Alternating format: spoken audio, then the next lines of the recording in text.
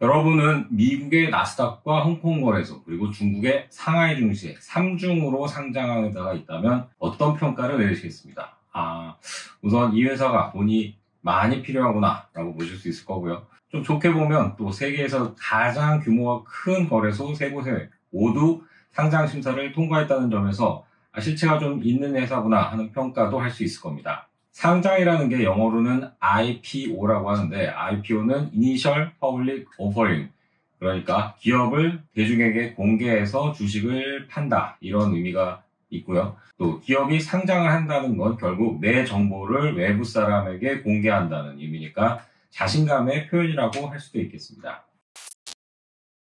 그런데 이렇게 3중 3중장 종목이 곧 탄생할 전망입니다. 주인공은 베이진이라는 회사인데요. 항암제를 개발하는 바이오 기업입니다. 나스닥에 먼저 상장했고요. 그 다음에 홍콩 증시에 입성했고요. 최근에는 상하이 증시의 중국판 나스닥이라고 하는 허창반 스타보드 상장도 승인을 받았습니다. 오늘은 이 베이진을 중심으로 중국의 바이오주를 좀 알아볼까 합니다. 베이진의 한자 이름은 바이지선저우, 백제신주입니다. 베이진은 중국계 미국인인 왕 샤오둥 박사와 미국의 벤처 투자자인 존 오일러가 합작해서 2010년 세운 항암제 전문 기업입니다. 본사는 중국 베이징하고 미국 MIT가 있는 매사추세츠주 케임브리지에 있고요. 미국의 대형 제약사인 머크가 창업할 때 시드머니를 지원했습니다. 왕 샤오둥 박사는 미국의 국립과학원 정회원이기도 하고 미국 국적이지만 중국 과학원의 원사이기도 합니다. 현재는 베이징에 있는 중국 국가생명과학연구소 소장이기도 하고요. 이 정도면 기술력은 어느 정도 확보하고 있다는 걸 보여준다고 하겠습니다. 나스닥에는 2016년 상장했습니다. 당시 주당 24달러에 1억 8,200만 달러를 조달했고요. 종목 코드는 BGNE입니다. 최근 주가는 350달러 정도 되니까 14배 정도 올랐네요. 그리고 2018년에 홍콩에 두 번째로 상장하면서 9억 300만 달러를 조달했습니다. 9억 달러면 1조 원 정도 되죠. 시가총액은 미국 기준 330억 달러, 약 40조 원입니다. 홍콩의 종목 코드는 6160이고요. 그리고 지난 16일에 중국의 증권감독위원회에서 상하이 거래소 커창반 상장도 승인을 받았습니다. 상하이 상장으로 조달하는 자금 규모는 200억 위안, 3조 7천억 원 규모입니다. 이 자금으로 미국 뉴저지에 새 R&D 센터와 공장을 지을 계획입니다. 실적을 보면 올해 1분기에 매출 40억 위안, 순이익 4억 위안을 내면서 분기 기준 처음으로 흑자를 냈습니다. 그런데 2분기에는 매출은 48억 원으로 늘었는데 다시 순손실 26억 위안으로 적자로 전환했습니다. 연간 실적을 보면 매년 매출보다 손실이 많았습니다. R&D 투자가 너무 많았다는 설명인데요. 2018년에 매출 13억 위안의 순손실 46억 위안이었고요. 2019년에는 매출 30억 위안의 순손실 66억이었습니다. 작년에는 매출은 20억 위안으로 줄었는데 손실은 104억 위안으로 더 커졌습니다. R&D 투자는 2018년 46억 위안, 2019년 64억 위안, 작년에 84억 위안을 했고요. 손실 규모와 비슷하게 R&D 투자를 계속하고 있습니다. 베이진의 최대 주주는 미국의 제약사 암젠입니다. 암젠이 2019년에 27억 달러를 주고 베이진의 지분 20.5%를 사들였습니다. 암젠은 중국의 항암제 시장 공략을 강화한다는 목적으로 베이진의 최대 주주가 됐고요.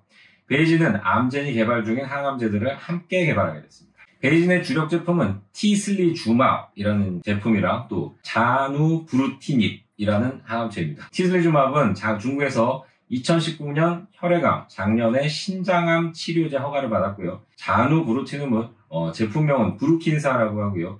임파중 치료제인데 중국에서 개발한 항암제 중에 처음으로 미국 FDA 승인을 받았습니다. 2019년 11월에 허가가 나왔습니다. 이렇게 주력 제품 허가가 나오고 시장에게 판매하기 시작하면서 매출이 빠르게 늘어나고 있습니다. 암젠 말고도 독일의 베링거 인게라임, 미국의 셀젠, 노바티스 같은 메이저 제약사들과도 협업 관계를 유지하면서 판매량을 늘려가고 있습니다.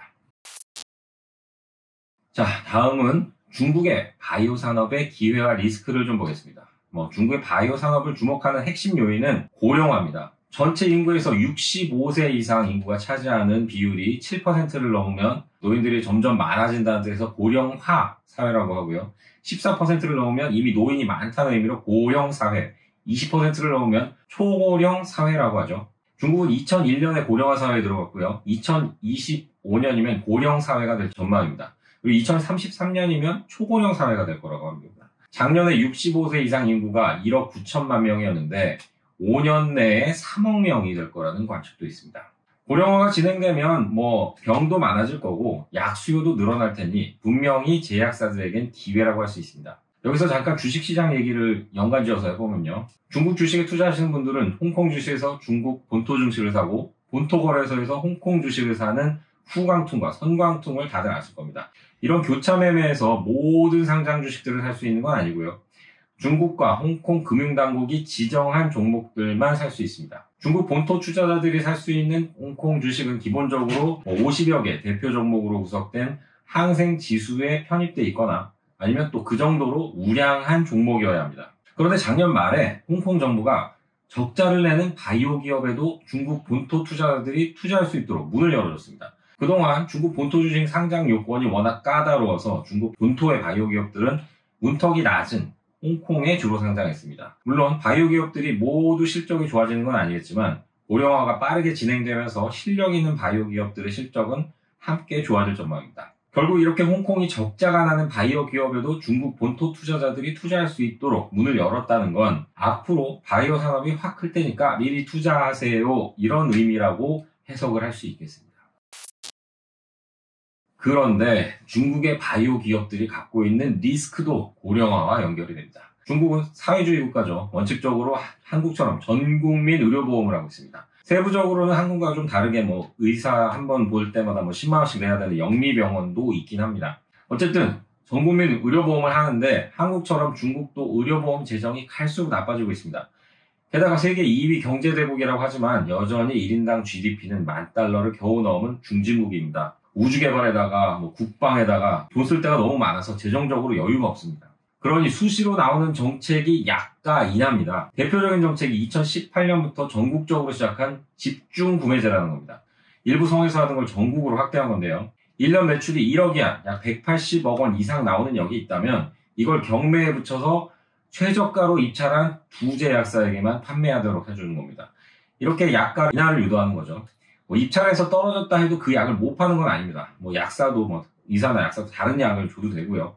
하지만 중국이 어떤 나라입니까? 대형 병원들이 대부분 공립병원이니까 당연히 국가가 지정한 약을 쓰고요.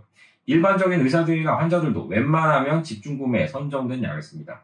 지난 6월에 있었던 5차 입찰에는 201개 국내 제약사가 355종의 약품을 후보로 올렸고요. 이 중에서 148개 제약사가 251개 제품이 낙찰이 됐습니다. 지정된 약품의 연간 구매액은 총 550억 위안, 약 10조 원이 넘습니다.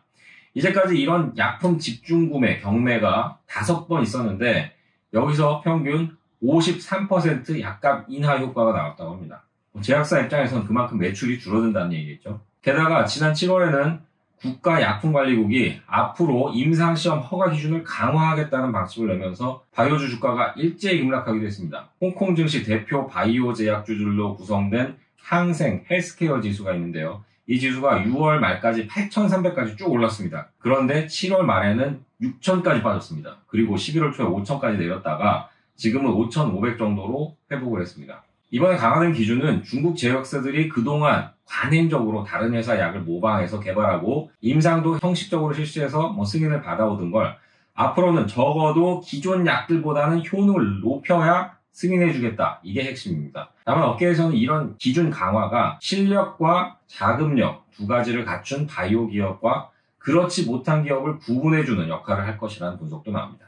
중국의 제약사가 2000년대 초반만 해도 5,000개가 넘게 있었는데 정부가 각종 기준을 강화하고 규제도 늘리고 하면서 지금은 3,000개 아래로 내려갔다고 합니다. 이런 추세는 앞으로도 계속될 전망이고요. 일부 실력 있는 바이오 기업들이 시장 점유율을 계속 높여가는 모습이 이어질 것으로 보입니다. 지금까지 베이징 나우였습니다. 고맙습니다.